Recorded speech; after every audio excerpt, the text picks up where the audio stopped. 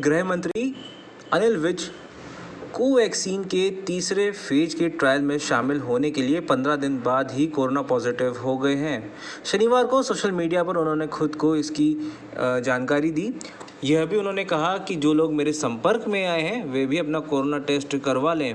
यह वैक्सीन हैदराबाद की company Bharat biotech और Indian council for medical research ने मिलकर बनाई है।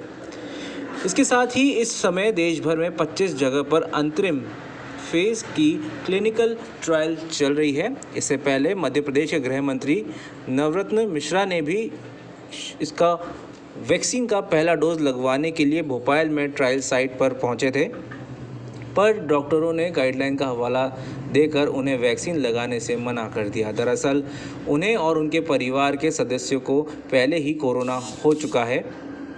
इस आधार पर उन्होंने वॉलंटियर बनने के लिए निर्धारित गाइडलाइन के अनुसार अयोग्य करार दिया गया।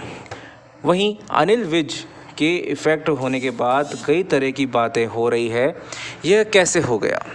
जिन लोगों ने ट्रायल में वैक्सीन लगाया है उनकी सरकारी निगरानी कैसे करती है? इसकी प्रक्रिया क्या होती है? ऐसे ही और भी अनेकों सवाल आ रहे हैं। तो चलिए अब हम आपको कुछ सवालों के सही जवाब पहुंचाने की कोशिश करते हैं, ताकि आपको भी पता चले कि आखिर वैक्सीन की ट्रायल को किस नतीजे पर लिया जा रहा है, कैसे लिया जा रहा है और किस तरीके से लिया जा रहा है। एक न्यूज़ एजेंसी के माध्यम से हमने जानकारी पाने की कोशिश करी और उनकी कोई चीज़ें आई जिससे हमें पता चला है, तो हम वो चीज़ हमारे दर्शकों से ज़रूर शेयर करेंगे। सवाल यही होता है कि क्या वैक्सीन की ट्रायल में शामिल वॉलंटियर्स को कोरोना हो सकता है? जवाब में आया कि हाँ, यह कोई पहली बार थोड़ी ही हुआ है। फाइज़र, मॉडर्ना, ऑक्सफोर्ड तमाम स्पुतनिक वैक्सीन के फेज़ 3 ट्रायल में शामिल लोग भी कोरोना पॉजिटिव निकले हैं। यदि ट्रायल में शामिल वॉलंटियर्स को कोरोना होगा ही नहीं तो उसका असर कैसे पता चलेगा? यह ज़रूर है कि इस बार मंत्री कोरोना पॉजिटिव हुए हैं, इस वजह से वैक्सीन को शक की नज़र से देखा जाने लगा है। सवाल तो बनता ही है, पर जवाब भी बना हुआ है। वहीं एक दूसरा सवाल पूछा गया कि वॉलंटियर को कोरोना हुआ, इसका वैक्सीन के असर से क्या लेना देना है? तो जवाब भी बड़ा ही सरल सा आया। जवाब आया कि बहुत लेना देना है। सबसे पहले आपको यह समझना होगा कि ट्रायल्स होते कैसे हैं। चलिए भारत बायोटेक की कोवैक्सीन की ही बात कर लेते हैं, जिसके ट्रायल में विज खुद शामिल थे। फेज़ 3 की ट्रायल में 25,800 वॉलंटियर शामिल होने हैं।